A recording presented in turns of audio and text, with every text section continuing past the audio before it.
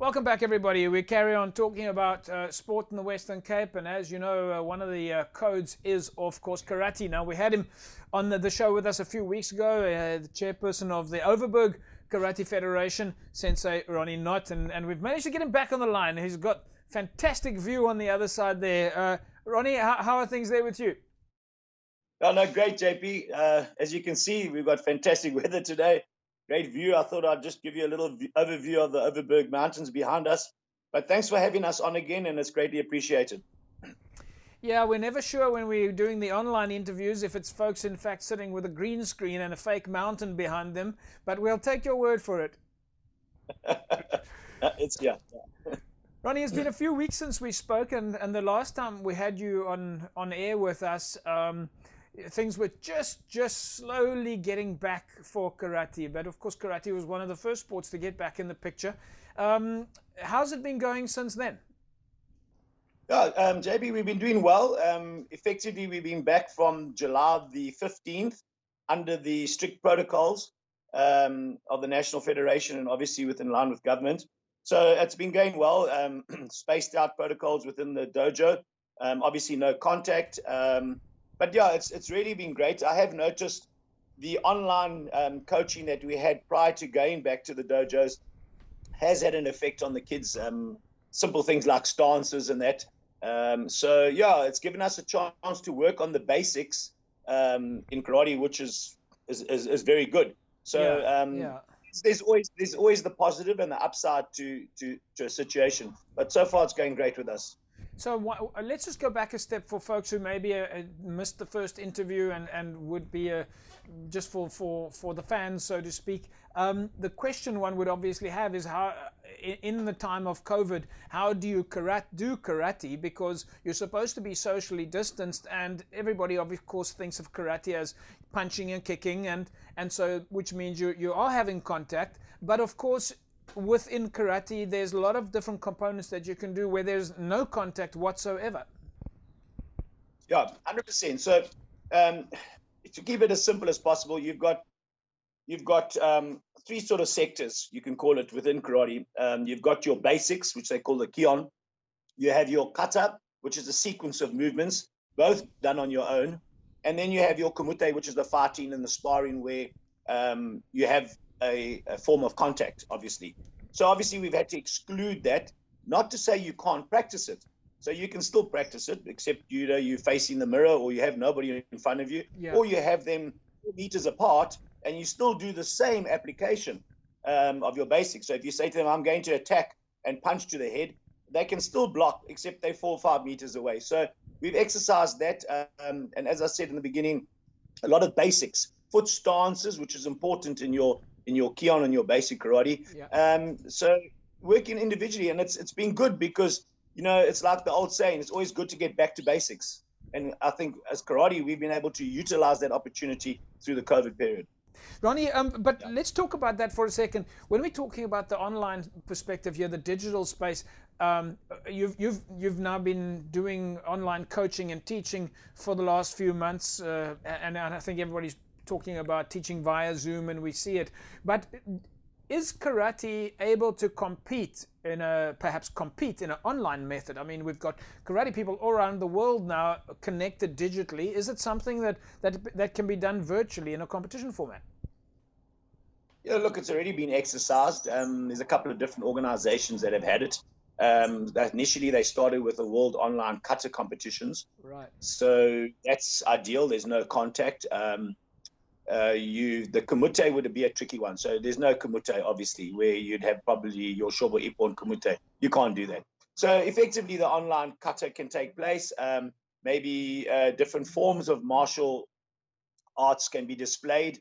But obviously, the one-on-one fighting is a no-no. Yeah. But internationally, it's gone ahead. As I mentioned, we've got our JKA online festival that's taking place, which is a world online event where we're all going to do one kata. You can do the kata in your home, video it.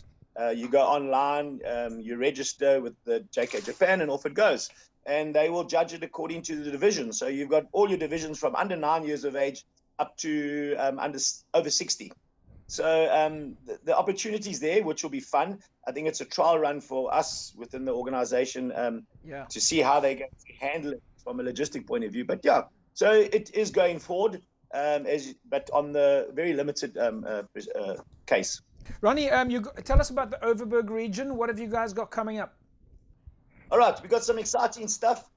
We've managed to do, obviously, in line with all the COVID protocols. On the 22nd of November, we have the chief instructor of SAJKA, Johanna Kranzi, who was some years back the WKC Kumite champion and also silver medalist at the Shorter Cup in Japan. So brilliant. We're going to have him down.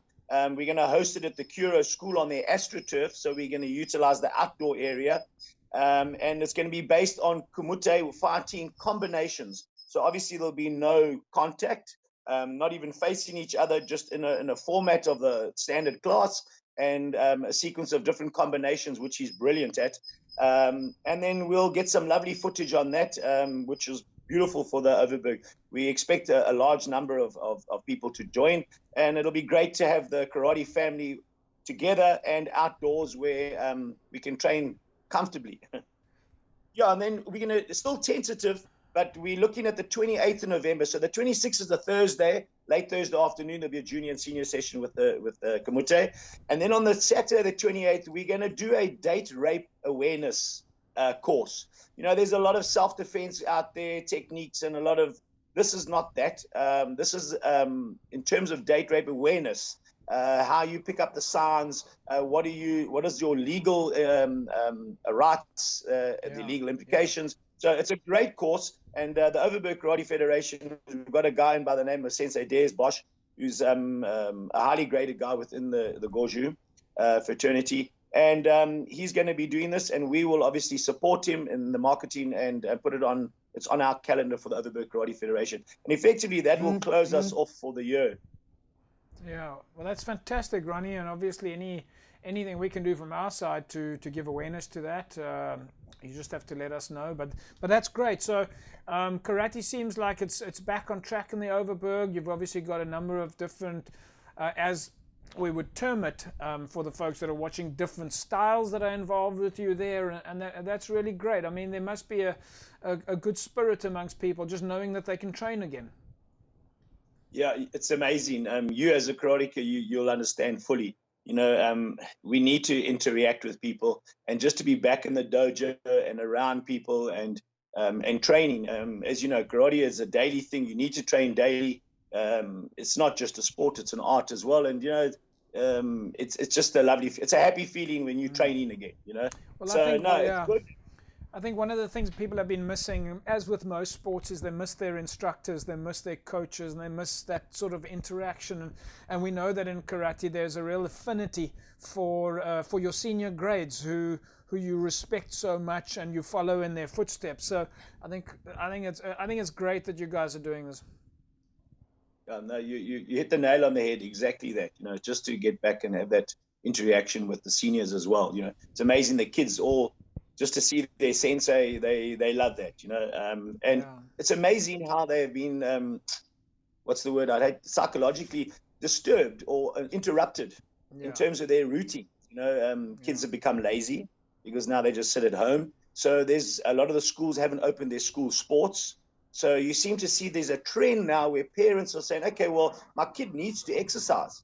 And if he can't exercise during the school sports, so we've had a lot of people coming to us. I heard the Gymnastics Federation have had also a fair amount of people, and on my side as well. So that's great, you know, that the parents are aware of their kids still being able to do some form of fitness training. Yeah. Ronnie, that's fantastic. We'll leave it at that. I'm assuming then folks can, of course, keep visiting the westerncapekarate.co.za if they want to reach out to you.